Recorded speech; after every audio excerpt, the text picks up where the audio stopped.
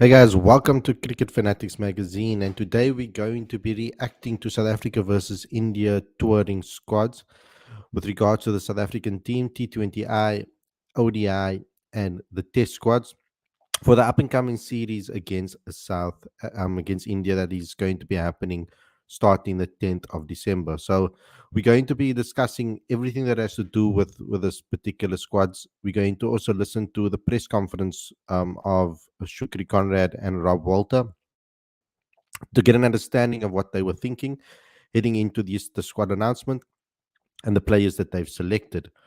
So that's what today's show is going to be about. I said that we will do a show as soon as the squads are announced. We did announce it on our social media platforms as well. We put it out there for you guys. If you follow us there, you would have got it first. But today is obviously a more in-depth discussion about the squads, each player. Who do we think who are we happy with regards to selection, and who are we a bit upset about when it comes to that as well. So today we're going to be discussing that on today's show. And also, like I said, we're going to be listening to the audio of the press conference that of Rob Walter and Shukri Conrad. But before we get going, before we get started, I'd like you guys to please subscribe if you're new, click that notification bell for all future videos. I'd also like you guys to please download the latest issue and subscribe to Cricket Fanatics Magazine monthly. Every issue is 100% free, straight to your inbox every month. The link is on the screen as well as in the description. So without further ado, let's get straight into today's video. I would love to hear what you guys think about the squads that were announced.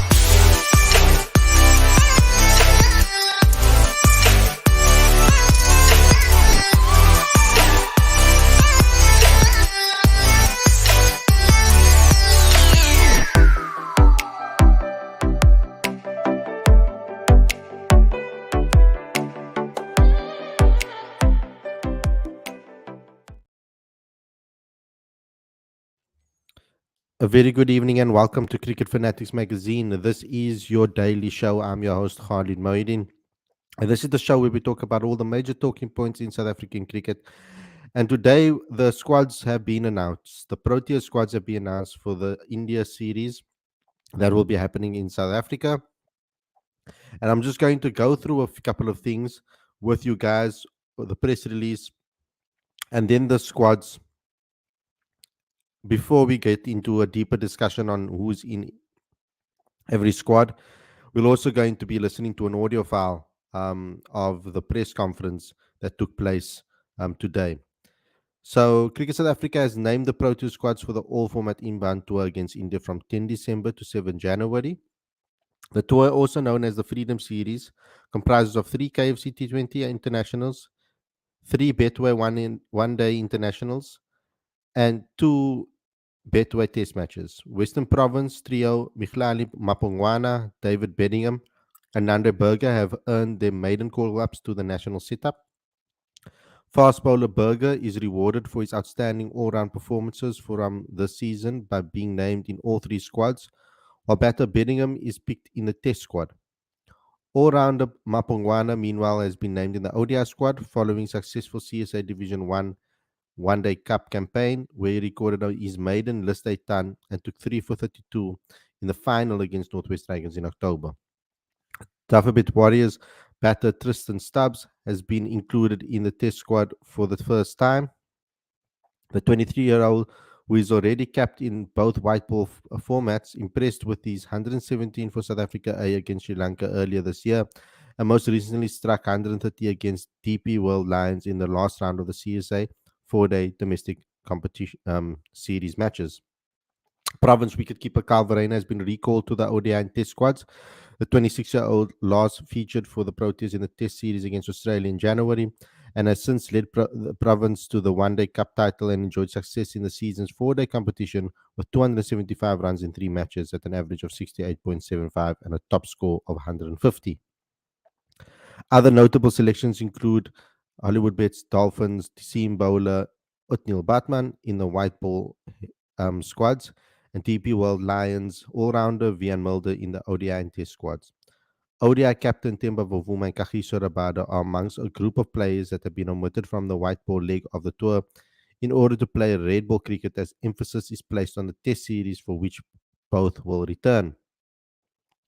Gerald Coetzee, Marco Jansen, and Lungi Ngidi will miss the third T20I and ODI series and will instead, together with Pavuma and Rabada, play in the round of first class matches for their respective domestic teams from the 14th to the 17th of December in preparation for the Test series.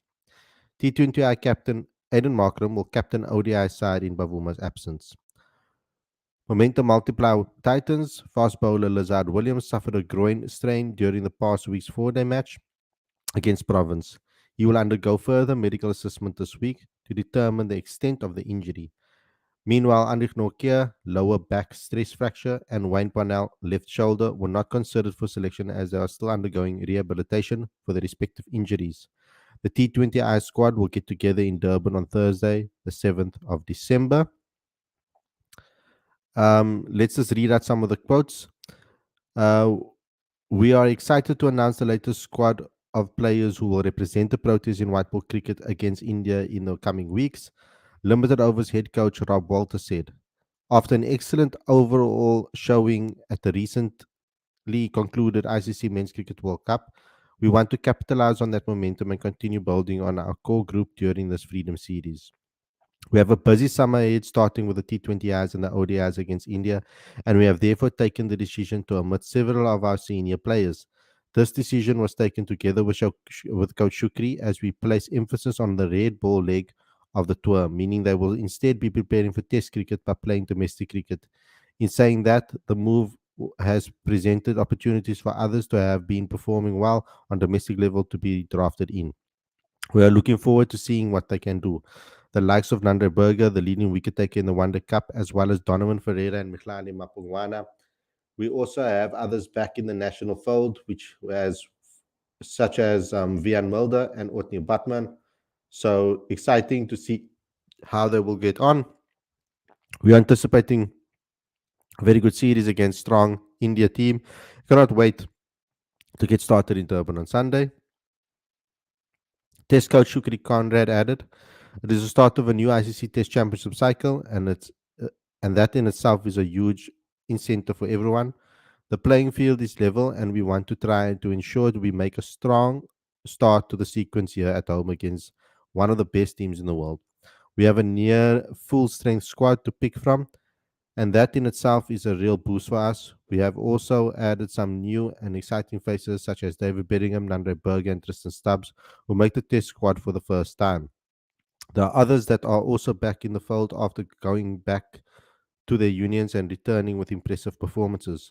Overall, we believe this group has all the attributes to deliver on our objective, which is to maintain our proud record against India and South Africa." So that is the press release that was sent to us. Let's go through the squads. I'm going to start off with the T20I squad. As you can see, um, Aiden Markram is the captain, now official captain of the T20 side, which was already announced before. Risa Hendricks, Heinrich Klaassen, David Muller, and Matthew Breedsky and Tristan Stubbs form up the batters. Donovan Ferreira, Andile Peklikwayo, Marco Jansen are the all-rounders, with Marco Jansen only available for the first and the second T20I, obviously Test cricket in mind. Keshav Maharaj, Tabray Shamsi are the spinners. Nandre Berger, Otniel Batman, Lazard Williams, Lungi Ngidi, and Gerald Coetzee are the seamers, with Lungi and Gerald only available for the first and second T20I with Test cricket in mind. Then, so I would like to get your thoughts, guys, on the T20 squad. Let's just start over there. What are your thoughts on the T20 squad? Why are you happy with it? Are you not?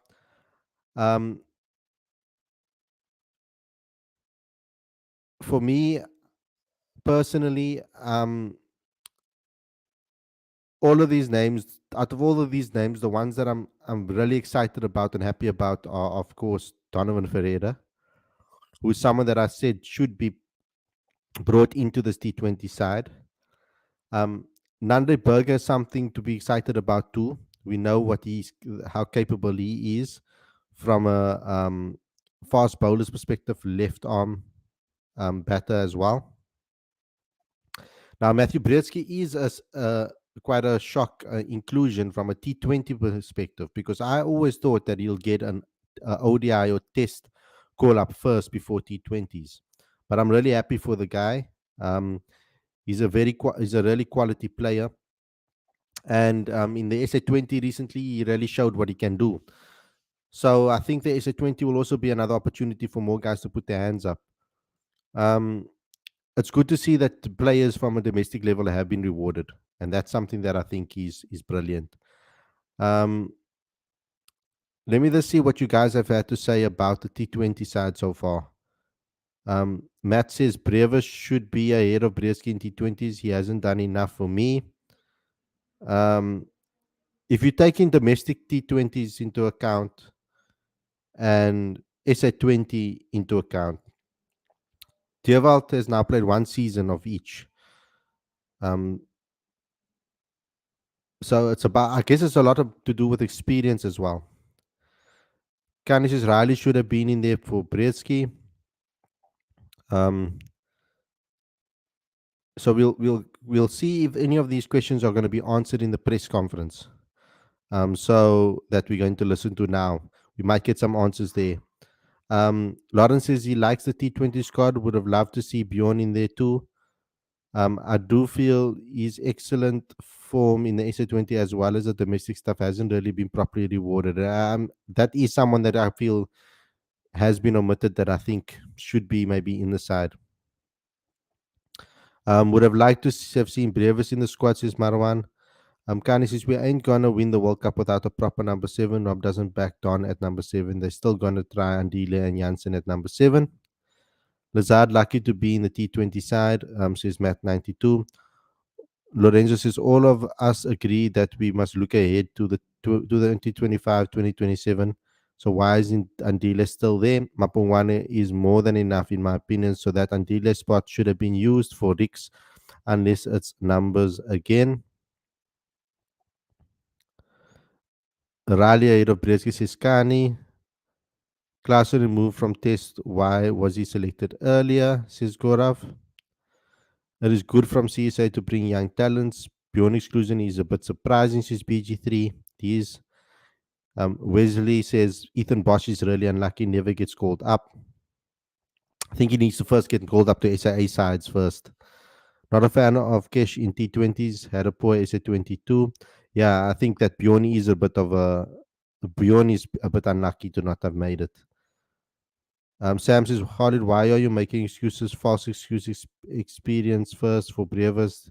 Then why get selected in IPL if he hasn't quality?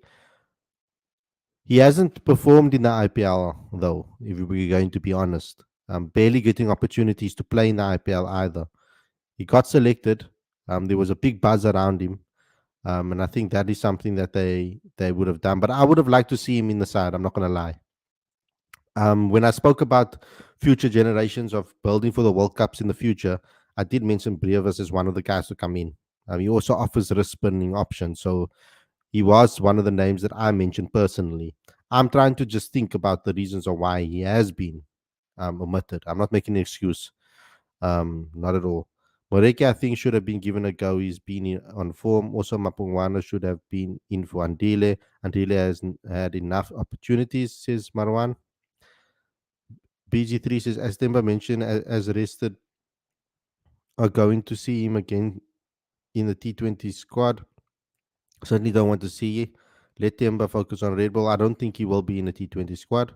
The Rangers, in my opinion, if you don't select Riley, then you have to select Brevis. We need that X factor and explosive player in the T20I format. I am a bit upset. I am a bit.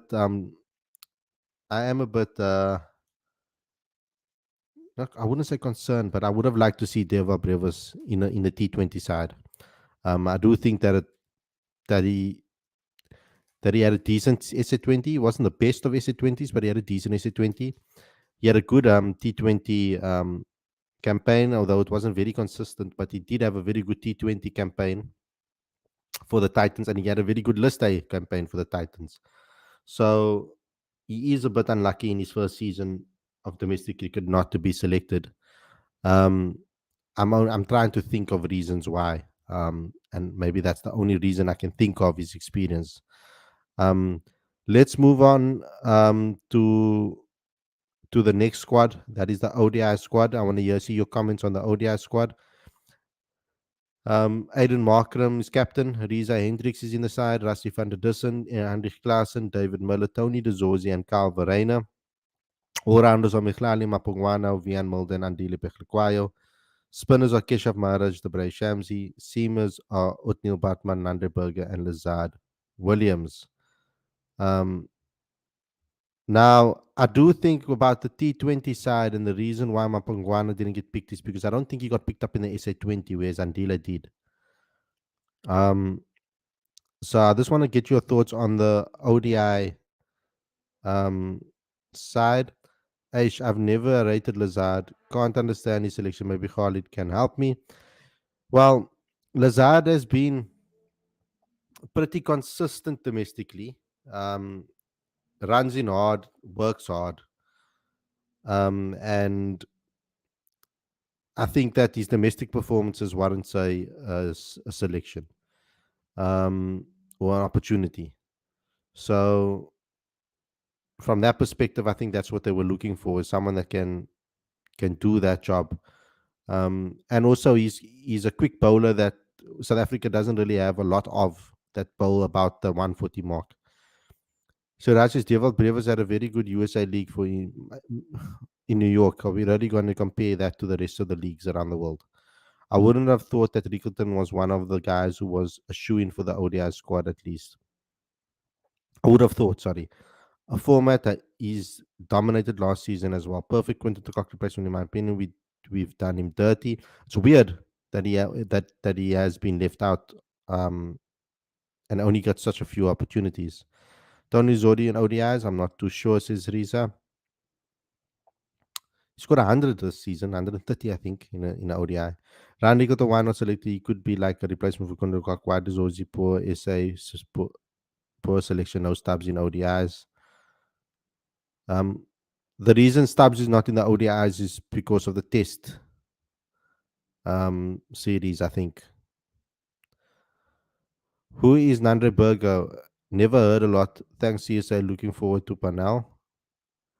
Nandre Berger's a left-arm seamer, plays for Western Province. Really good, very quick. Has a good York on him. I'm trying to organize an interview with him so you guys can get to know him a little bit better. Riza says Brevers is not ready. He was way too inconsistent. He needs to work out his game first. That's a good point from Riza over there. I think he is still developing his game. We can see, particularly in 4-day cricket, he needs to find the consistency. He just got 2 ducks against Western Province now. So Bay Hamza got 1 ODI match and made a 50. Wouldn't we be looking to blood him instead of Riza? That's another option, perhaps. Lorenzo says, out of all the fringe players, Rix arguably has the best stats the past 3 years on the domestic scene, and arguably the most consistent player as well. Clearly, body of work means nothing. I'm happy to see Vian Mulder. The thing is, no Temba. Enormous privilege to get selected. No squads. Happy to be to perform for Alcisberg. Lawrence Bailey says, I'm however excited to see TDZ get 3 ODIs at the top of the order for SA. I hope he does well. No Ferreira in ODIs. Disappointing, says Matt92.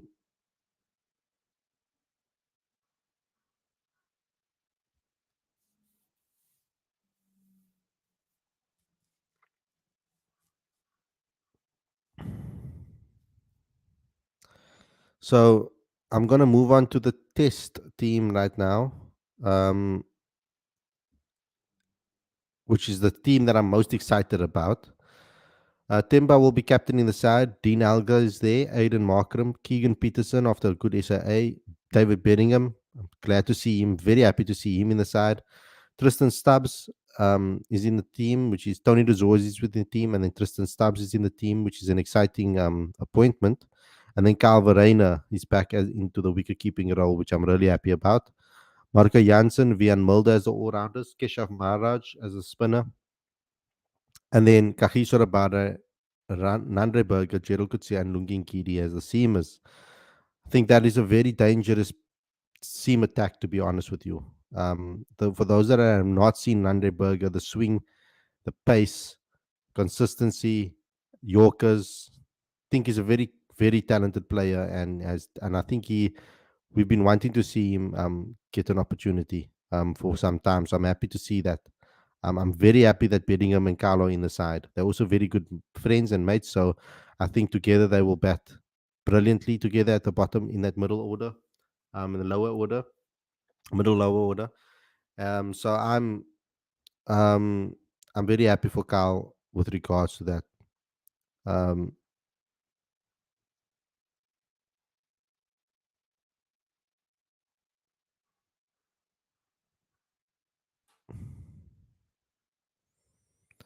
okay, so wasn't Rickerton the incumbent yet? Sorry, let me just get my screen. Um, Yet he didn't even make both the test and ODI squad. Really, really weird. I know we all worked for Bedingham, but no way ahead of Rickerton, in my opinion, says Lorenzo. Nanderberg is going to make India batsmen dance on the crease. I struggle to believe that we can win the test series with batters we have, says Real G. Happy to have Carl back. In my opinion, he's the better test player than Klaasen, says Lorenzo. Texas Nanderberger at Newlands wicket, man. Yeah, that's where he's going to be the most dangerous. I'm absolutely miffed about as why Riggs was dropped from the test side, Khalid. How does the incumbent get dropped? Also, average 47 with 100 and a 50 in the 4-day comp so far. I feel that Calvarena should have never been dropped in the first place, to be honest. And I guess it's got to do with form at the moment. I can't give any other reason for why that's happened. I'm assuming that it's probably got to do with form, recent form, and that he wasn't selected for the SAA side either, which was a shock to me too that he hasn't been. And if I'm not mistaken, he's contracted as well. So it is strange that he's suddenly been left out after we thought that he would be the one that they're going to be backing and trusting. It would be interesting to hear some thoughts on that. I mean, this season so far, he has been in decent form. It's not like he's been in terrible form. So 112, 58, and 41 in his first 3 games. The list A competition, he has a 250s in the list A competition and a 41 not out. So I don't know what the reasons are. It is a little bit of a shock as well that he suddenly has been left out after we all thought that he will probably be the next in line for that number 5 spot. He was one of the people competing for that.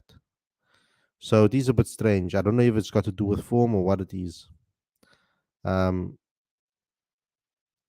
So I'm not the person that should be answering these questions necessarily.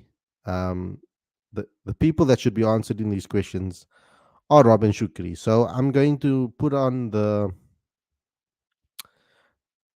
press conference and see if any of these questions have been answered. So let's listen together and see what the coaches have had to say about this, because they will have the answers for this. They should be the ones that answer this so we can see their reasoning behind everything. So let's go. Thank you very much, Lucy. Good day, Coach Shook and Rob. Rob, I'll start with you. I just got one question each for now. Rob, what was the idea of the group of players missing a portion of the white ball cricket in order to play in the tests? Yeah, pretty simple. I mean, Shooks will obviously build on it a bit, but we're obviously prioritizing readiness for the test matches, given it's the start of the World Test Championship. And then there's the 4-day game that started on the 14th, which obviously coincides and clashes with the 1-day series against India.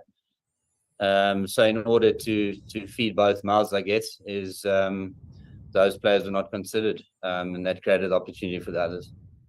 Then also for Shukri. Shukri, we spoke previously about David Bellingham, but how pleased are you to also call up the likes of Nandre, Tristan, and Othniel, just so within the players and how they fared during the domestic season? Yeah, obviously, with Anrich still unavailable through injury, it created an opportunity for someone else.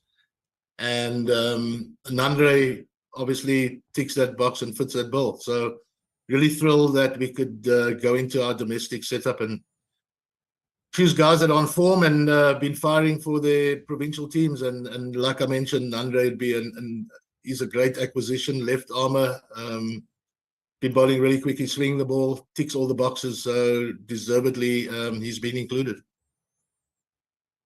Guys, I really agree with Coach Conrad. Based on his form recently, he's gone injury-free so far in the season as well. I think the only thing that's kept him out of the... I think I'm only getting... I think the only reason he didn't get selected in the past is because of injuries, pulling up injured in the middle of a season or at the beginning of a season and missing seasons. I think it's a good selection in my opinion. Thanks, Nathan. We're going to go Johan, then Keenan. Hi, question for Rob. Hi, Rob. Just want to know, question on Quinny. He's not available for other T20 series, and also is that the same case with Riley? Yeah, pretty much. Quinny obviously is a contracted player, which creates a slightly different dynamic. But yeah, in conversations with Quinny right at the time of him walking away from ODI cricket, it originally was his plan to retire altogether. And I just asked him to hold off on that decision. He obviously had this big bash opportunity, which clashed with the India series. So in order to just keep him in the game, this was, the resolution. Oh. Thanks, Johan. Keenan? So the big bash played a part in the reason why Quinny hasn't been left out, because he was going to retire altogether, as Rob Walter said there. That's quite an interesting one, guys. That Quinny was ready to give up all formats of cricket for South Africa, and Rob actually spoke him out of it. And the way to do that was to allow him to go play in the big bash. So I'm thinking over here that they're going to probably be using Quinny sparingly and select him for that T20 World Cup. Similarly with Riley Rousseau, because of the big bash contract, he's going to go play there. So they're going to probably use those two players very sparingly. So this, like Lawrence says there, this should also tell us that this is probably his last T20 World Cup as well. Interesting. Thanks, Lucy. For Coach Shukri, I'm just on Tristan Stubbs. He's been pigeonholed a bit as a white ball player. Could you just talk about his selection now in the Test squad, please? So obviously that's no longer the case. He's in the Test squad. I think we saw quite a bit of Tristan both during the season and on our A tour to Sri Lanka, which was an opportunity for both myself and Rob to see these guys firsthand. And I think, Tristan's now stepped out of being pigeonholed as only a white ball, and even more specifically T20 player. He's got all the attributes of being a really good Test cricketer one day. Thrilled to again be including some of our young talent that have also been performing at domestic and SAA level. Thanks, Keenan. Ken, then Firdous. Thanks, thanks, Lucy. How's it, Rob? How's it, Shukri? One for each of you, please. Rob, for you, spoken about the Quinny and Riley no longer being there, but in the white ball squads, there's no Deval Brevis, who, given previous selections and given, I guess, hype around him, There's the question, guys, that you've been waiting for. A lot of people might be surprised about. Yeah, I mean, again, I think the better the player that's getting left out, the better our system and a better indication of our system. And Devi, it is a tough one, but unfortunately, there's not space for all of the young batters to play all of the time. So, you know, we're trying to continually create opportunities for these guys to play. And Devi will definitely play again. There's no doubt in my mind about that, and I have communicated that with him. And so in this, you know, when he did get his opportunities on the back of Markram, Miller, and Klaassen missing out, and that is not the case for this series. So yeah, as I said, not everyone could play. He missed out in this instance, but you know, there were a couple of others that are also in the conversation that had great One-Day Cup performances. So it's a good sign when our players are playing well, and that there's good players missing out. And morning, Shukri, for you. Okay, so Coach Rob has spoken to Deerwoud and let him know that he will play at some point. I don't know what you guys think of that answer. I think that he explained that there were certain opportunities based. Well, I don't think we can deny, for example, what Brzezinski did in the SA20 when he got his opportunities, and also the fact that he's an opening batter in T20s, whereas Brewers at the moment isn't. So we needed to fill that opening slot, and Brzezinski is one of those opening batters in T20 cricket. Also, there is no Quinton, and there's no Riley. So I think that we're going to see, obviously, some players play higher up.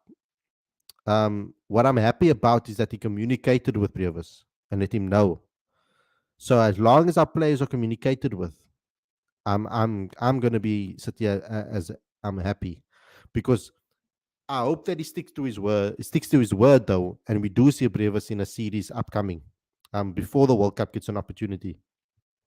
And this is an opportunity for Brewers to put up his hand in the SA20 now and say, you know what, coach, I am ready. This SA20 is going to be very important. If he performs in this SA20 and they still don't pick him, then there's something seriously wrong. But if he doesn't get selected in the SA20, I mean, if he doesn't perform in the SA20, there's not much we can say if the others do.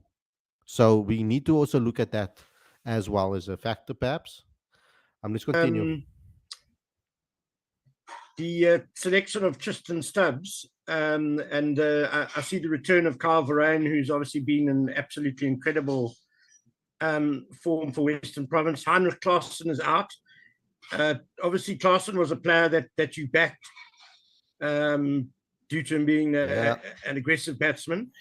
Can you just speak about how presumably that hasn't quite worked out for you, but with him being out, does that also play a role in a guy like Tristan Stubbs getting selected? I can. Yeah, look, at the end of the day, I sit down and consult quite a few people that I trust in the system, and we try and I come up with a squad that I believe that can beat India at home. I don't think it's the end of the road. Well, I know it's not the end of the road for Heinrich Klaassen. Next year we go to both Bangladesh and the West Indies, and I'm almost certain you'll see the return of Heinrich there in some capacity. So when we sat down and when I look at how we potentially can beat India on the conditions that we're going to be encountering, i.e. Supersport Park, these are the players that I believe can perform on those conditions against that Indian attack, and give us the best chance of winning. Again, going forward, the character and the caliber of player that we're selecting, that will speak to the type of cricket we want to be playing as well. You know, so I mean, there's been a lot of talk around how we want to play our cricket going forward, and I've always said that the selections will speak to how we're going to play, and I think the selections of Stubbs, Verreynne, Bedingham, all of those players speaks directly to how we're going to, or we'd like to play our Test cricket. And again, like I can't say this enough, it's not the end of the road for Classy. He'll definitely be back when we go to the subcontinent. And yeah, I hope that answers all of that, Ken. Spot on. Thanks, Shukri. Thanks, Rob. I like the answer once again. He thinks about every detail. And you know what I like about it the most is that these are decisions made without any emotion. It's about the situation, about where we're playing, who's going to be best on the ground, who do we think is going to be able to beat the opposition. It might work, it might not work out, but I like the thought processes, and then there's no favoritism necessarily shown by Coach Shukri. And I'm liking that first and foremost, because he says what exactly, he gives us exactly the reasons on what his thought process is. Now, we might not, some of us might not agree with his thought processes, but at least we are being communicated with, and it's been explained to us directly, which I think is brilliant. And that's exactly what we want as a fan base.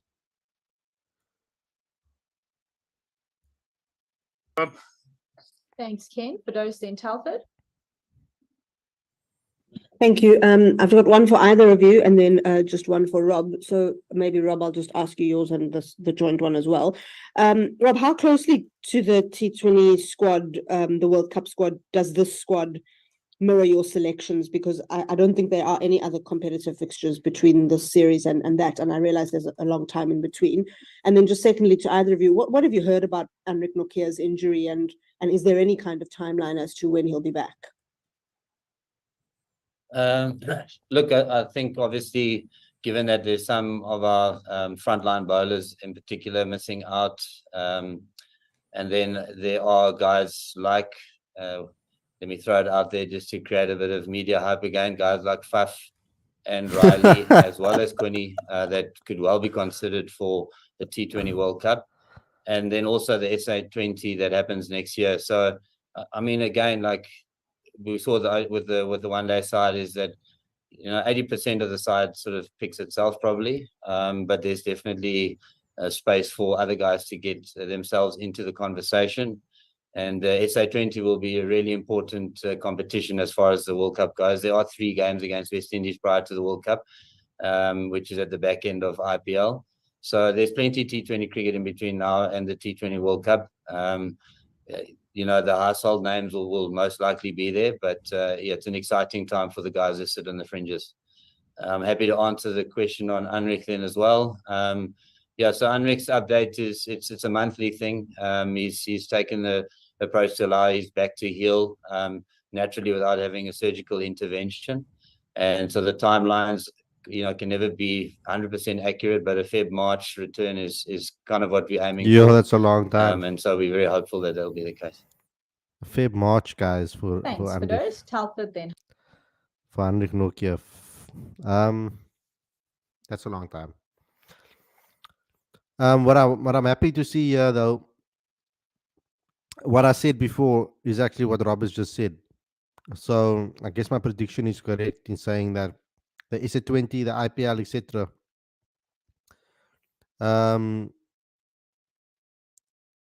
are very important to finalizing maybe 1 or 2 spots, because I think that majority, like you said, majority of the squad picks itself. The T20 and ODI squads are pretty much very settled. So it is something that I think we're in a good space there. So maybe 1 or 2 positions. It's funny that he threw out the Faf's name there. Very interesting that he could be in the mix. Hines. Thanks, Lucy. If I could also ask one of each, starting with Rob. Rob, I wonder what shape the guys who played in the World Cup. These things always end traumatically for South Africa, even though you probably played better than your team might have expected to do before the World Cup. But just looking forward, are they in decent mental shape after what is quite a hectic end to the World Cup? Look, there's no doubt that there's a significant mental toll and physical, but mental toll on everyone, I think. And hence, the decision to give all players at least a 10-day sort of step away from the game for both physical and mental reasons. Yeah, unfortunately, the reality of it is that you got to get back on the horse, you got to play again. But I never underestimate what playing for your country does. I think the inclusion of some fresh energy really does bring a different dynamic to a squad. And so even if the majority of your team was in India, having some fresh energy around the group definitely adds to being back in the green and gold for South Africa. I think you'll see a highly committed team. I have no doubt about that. And the general sense after the tournament, even on the last, day or two together that we were in India, was actually a real positive sentiment. Of course, it's disappointing to miss out. It knocks you hard in terms of the disappointment of doing that. But the guys were proud, and I was super proud of the way that they played. I think as a group, we were proud of the way we played and the way we handled ourselves. So I think there was a lot more positive sentiment coming out of the back end of the tournament than there was just a real harsh reality of missing out. Thanks, Rob. And then for Shukri, Yeah, interesting. It is going to take some sort of toll on them. But like Rob said, the fresh faces in the squad, etc., will maybe rejuvenate everybody. I see BG3 saying Khalid Simon Harmer is excluded from the test squad. I hope there is a communication with him. Upcoming Asia tour, Simon is a must along with Kesh. People say Dane Pitt, but I'm not so sure as good as Harmer. I think Harmer will be in the Asia tour. I think we don't need two spinners here if you're playing in Newlands and Centurion. So I think that's the reason why he was left out. Macmillan says, don't want Andy being finished with a severe injury like what happened to Dale Steyn. Fast bowlers' bodies get major abuse, so he needs to get himself right. Sam says, let's play in first T20, Ferreira, Brzezinski, Riza. Why Ferreira as an opener?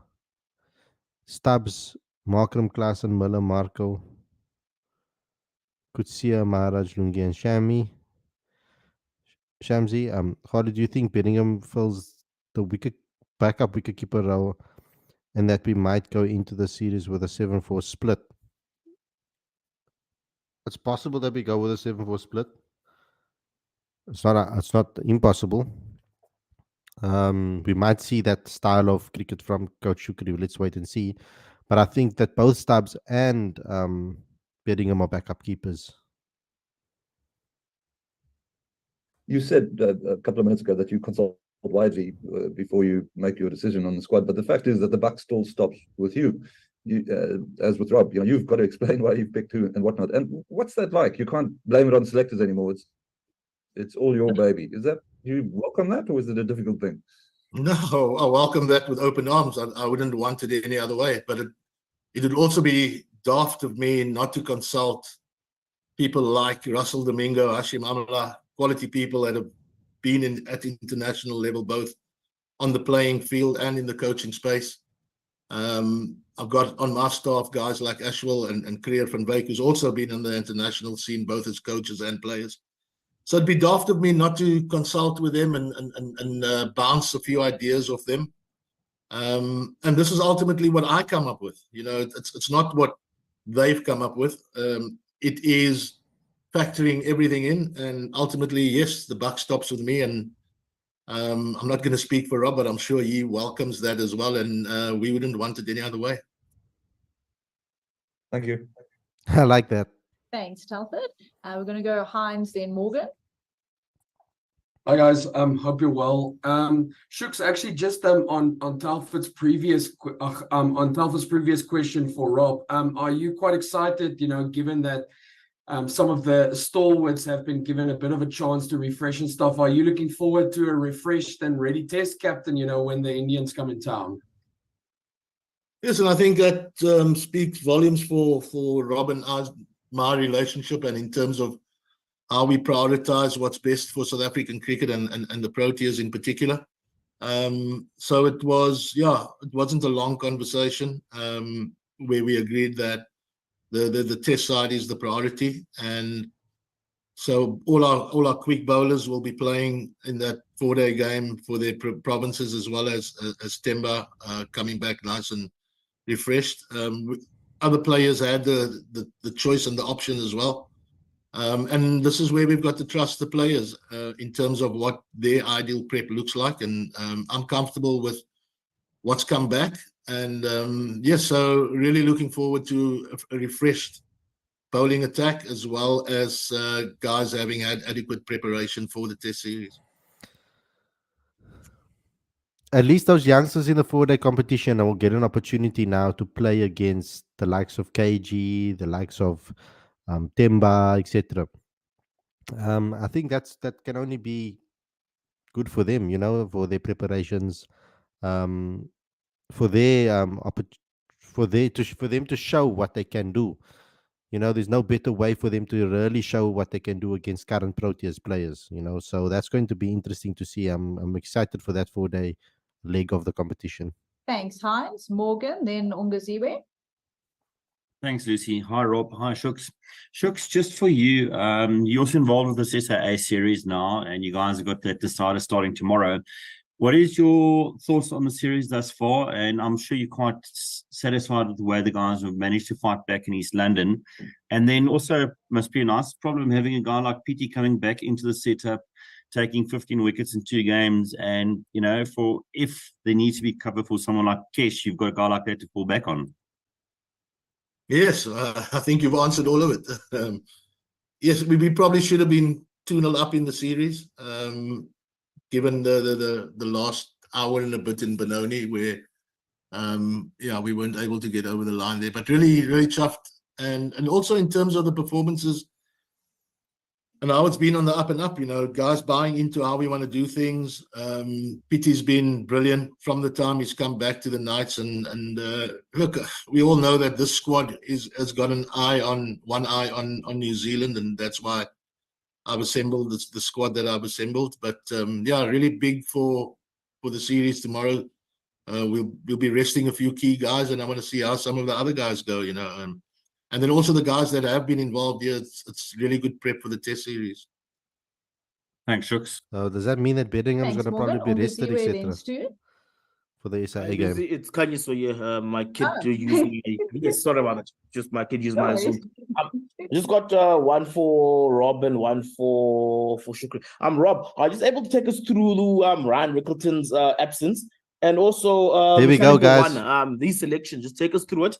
And for Shooks, just to elaborate on Morgan's question, is there any idea of what the SAA team will look like when you look at when the fixtures are scheduled for a parallel with the Test series?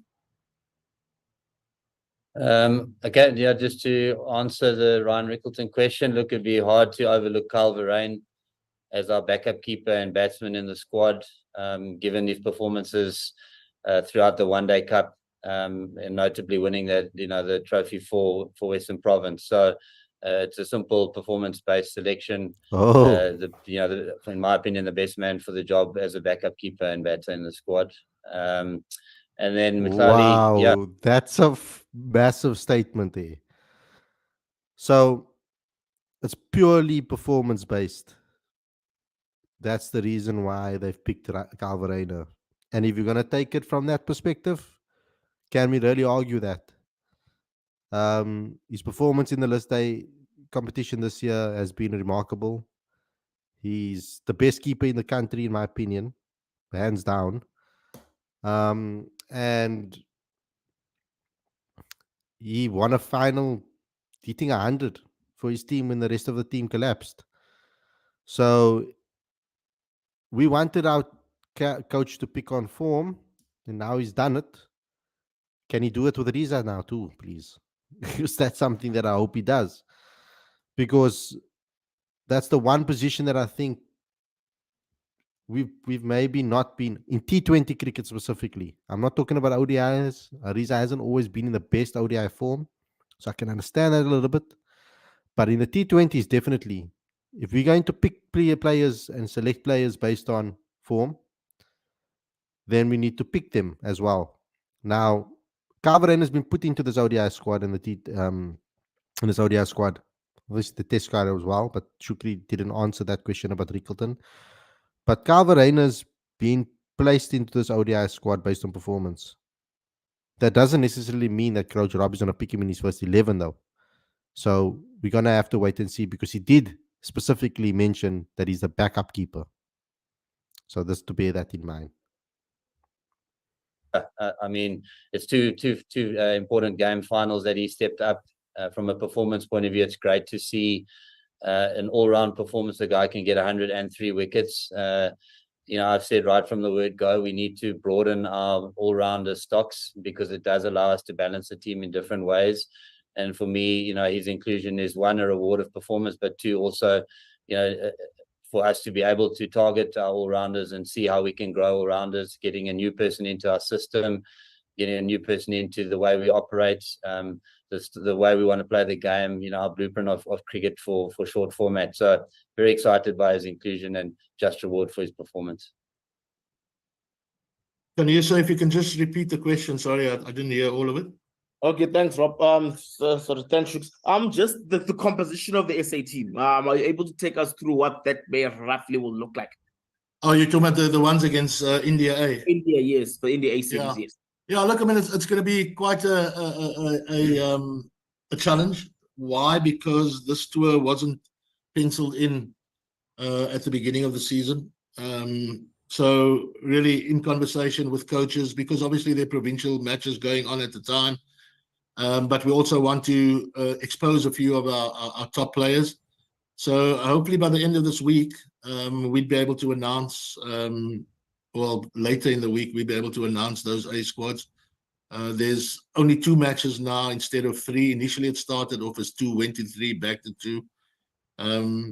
So yeah, later in the week, Anissa, we'll be able to give you a better idea of what those sides are going to look like. But I still think it's going to be, every A side is an opportunity for someone, to who's been turning in good performances, and someone who can catch the eye of both myself and Rob and anybody else out there watching, to maybe use it as a stepping stone for international honors one day. Thanks, Kaniso. We're going to go Stu, and then we'll look to take the last couple of questions. So go ahead, Stu. Okay, I've got one for each, for Rob and Shooks. For Rob, fairly simple question. Who do you envisage will open alongside Riza in the T20s? And is that going to be, you're going to give a couple of guys opportunities, or you're going to run with the same guy throughout the series? And then can I get that answer, and then I'll ask Shooks his? Matty Bresk is going to open. Okay. Yeah. Oh, wow. Simple as that. Thanks, Rob. Shooks, just on Rickleton in the test side. Wow. I think last year you said, the end of last season, you said, he's a player that you can build a batting unit around.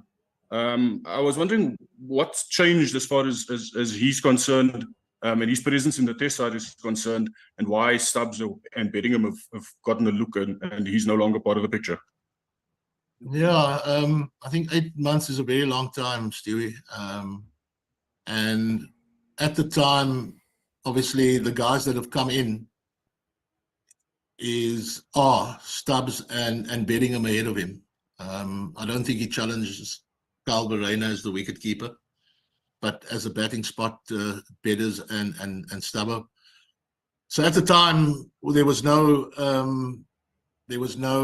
news around David's availability and desire to play for South Africa. And then similarly, we'd been keeping an eye on Stubber, but he just showed so much on that Sri Lankan tour and when he's come back that at the end of the day, I've got to make a call, and when I make the call, it might not be in line with what I said 8 months ago, but things change. And currently, all things said and done, and we can throw around everything, but at the end of the day, it comes down and I get paid to make a call where I've got to choose someone. And as it stands right now, I choose Bedingham and Stubbs ahead of Rickleton as a batter. So whilst that might have held through 8 months ago, I think the winter has taught us quite a bit. And to not have someone of Bedders' quality in the squad, I think we'd have missed the trick there. His performances, both domestically and abroad for Durham, have been nothing short of phenomenal. So, yeah, I think he's banged the door down without too many questions asked there. Thanks, Stu. We're going So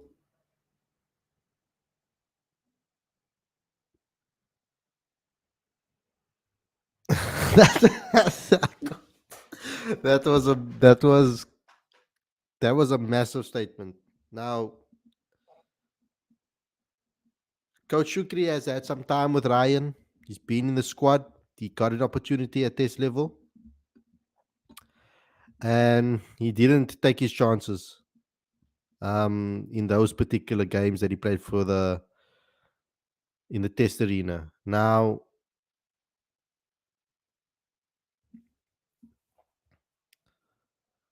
for me, then Ryan, if he was communicated with, he needed to come back this season and go and score big hundreds consistently for the Lions. I've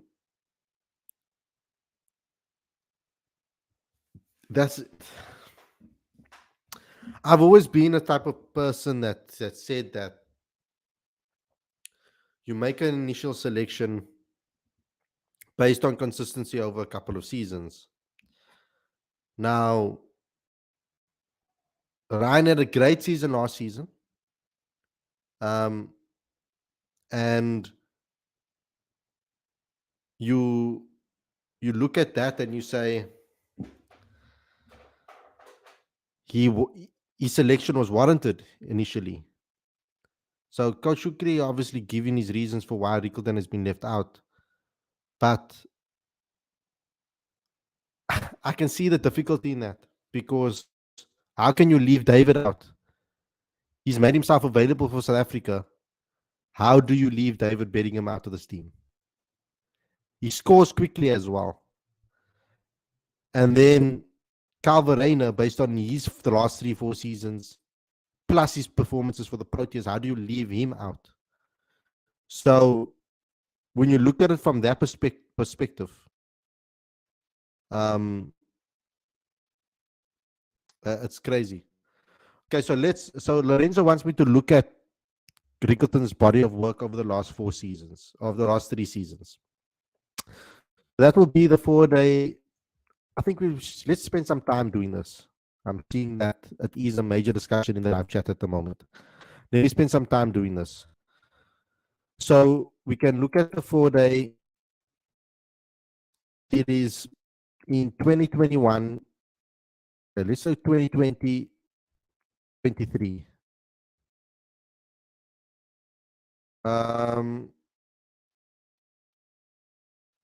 I mean, 2020, 2021. I'm stupid.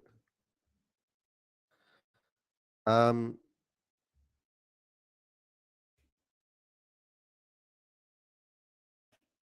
is going on? Why is this not loading now?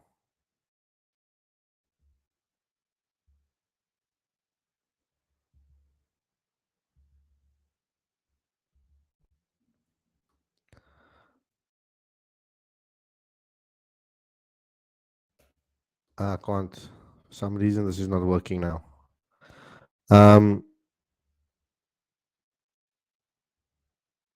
Okay, here we go. 4-day series 2020, 2021.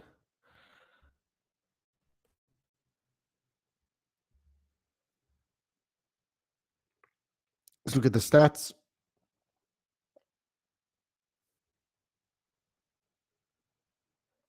So when it comes to a keeper batter, Calvin Rayner was third on the log.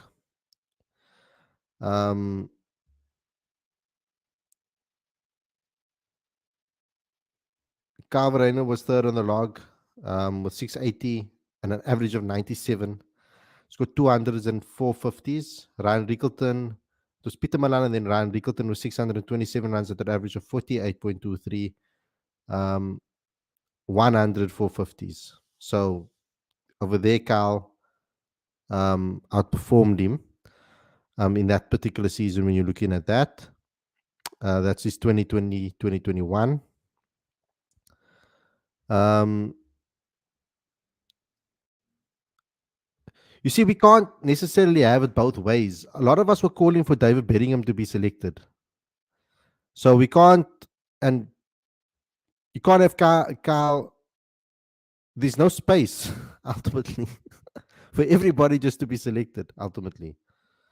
So that's 2021, 2022, 2019. We know Kyle was ridiculous. So I'm not going to even look. So 2021, 2022 season.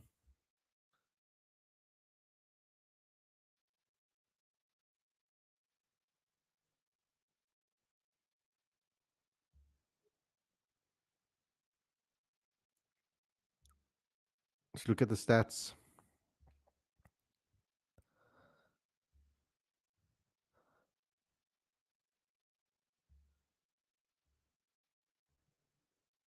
So this season, you can see David Bellingham was second on the log, but Ryan Rickleton batted really well. He averaged 82 that season. That was the season he got selected for the Proteas. And then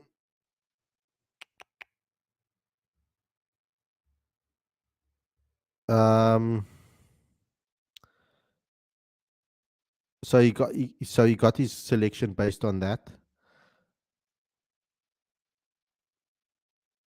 Come on, hurry up.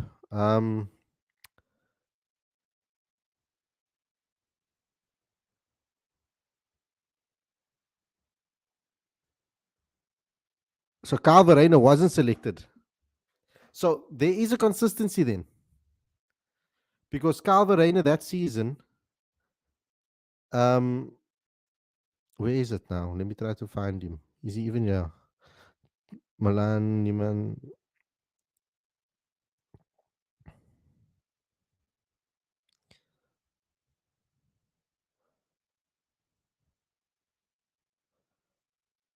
I don't know why.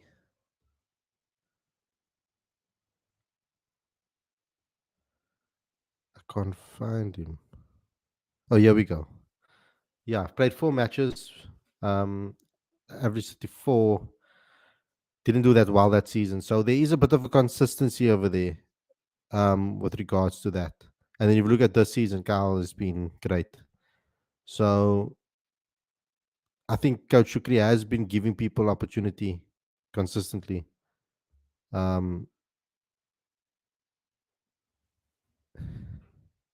So for Test cricket, I can kind of see it. But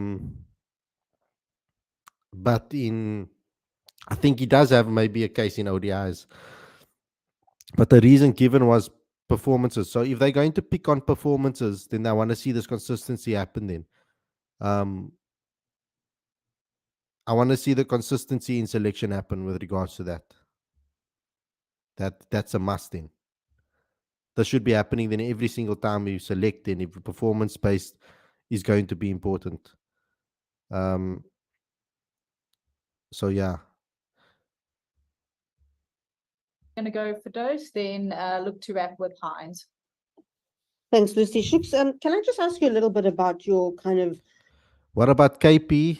Well, KP has 50s at international level and against India, and he scored 100 in the SAA game not so long ago.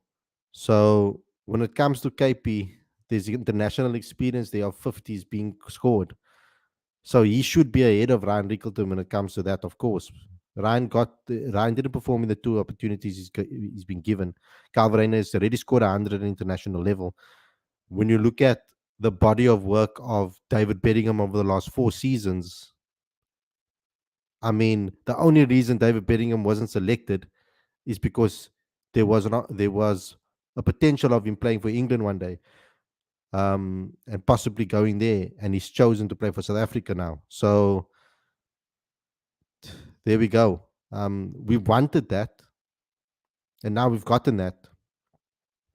So shouldn't we be happy about Bellingham's performance? I guess. I don't know. I do feel for Ryan Rickleton. I do feel for it. Feel for him. strategic thinking here? Because you've got these two tests, then we'll kind of know what's going to happen with New Zealand, and then I guess there's like a very sporadic fixtures, just two test series. Like, how are you planning in terms of, you know, long term, or is it just select a squad that can win series by series, or just what's the thinking here? Yeah, good question. I think it's a combination of the both windows, hence the selections that we see for India. As I mentioned right at the beginning, we've got to select a squad that I believe can beat India, not just compete. And then obviously New Zealand is New Zealand, and then we go to the West Indies and Bangladesh in August of next year. And that might see a few changes there as well. Why? Because we know what we can expect in Bangladesh, similar conditions in the West Indies. And then also we'll see the return of guys who on those conditions or in those conditions will be able to deliver performances that can help us win those series. So it's a hybrid combination, and I think it's also currently where the global game is at. You know, you've got to be able to be quite flexible in your selections, and then also ensure that guys are nice and fresh for when they do get called upon. Thanks. We're going to go Heinz, and then we do just have a couple of Afrikaans questions for Shukri from Percival. Heinz, go ahead. Thanks, Lucy. Rob, just in terms of Temba as well, Shuk mentioned, you know, how you guys, you know, have worked very closely together, you know, and you're willing to make concessions and stuff. I presume also you're more than willing to actually like let him have a rest, you know. I mean, he is your 50 over skipper, but were you also more than willing to let him rest, you know, and actually like prioritize his sort of like mental preparation for the test series coming up? 100%. Yeah, you know, there's no change. He's the skipper of the one-day side, and he's been phenomenal throughout the year. So, but also there's a mental toll to the pressures of a World Cup, and you know, the scrutiny of a skipper through all of that. And so, for him to be able to step away from the game for a little while, but just prioritize being ready for the test matches. Again, like the test matches are our priority, and in order to make sure that our players are in the best shape for those games, you know, that drives our decision making. So whilst, you know, it may seem like a sort of a progressive decision, it's actually pretty easy to make those kind of calls if the player and the two of us are all on the same page. As Shuk said, it wasn't something that we deliberated for very long. It made sense. It's the right thing to do. The right thing to do for Temba and his cricket as well. Thanks, Rob. Okay, I'm gonna end it there. It is ended there. So we've got the questions. Might not like all the answers, but we got the answers to the questions that we wanted to know. All the big questions were answered. So this is the squad. This has been the selection.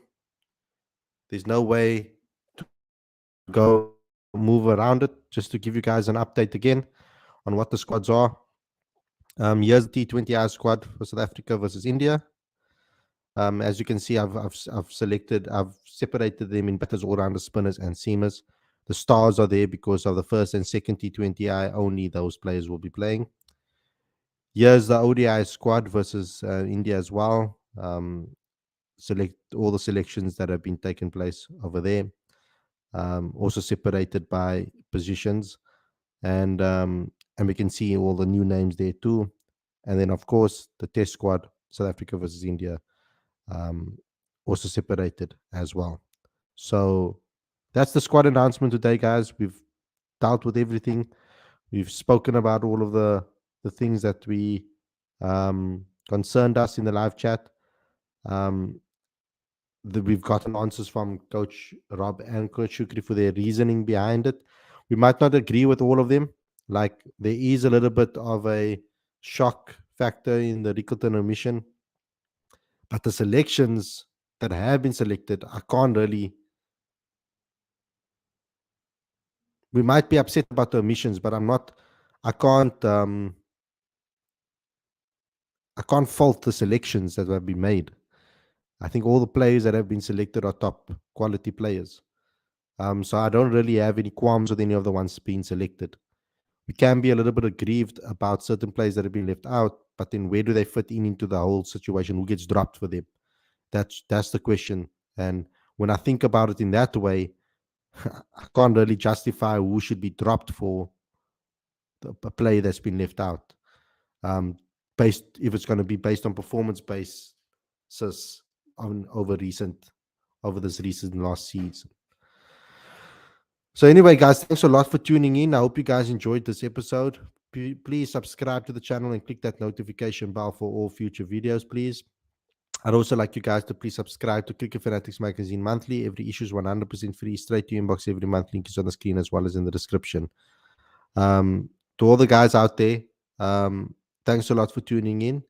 And I'll see you guys again tomorrow with another daily show. Stay safe, enjoy the rest of your evening, and peace out.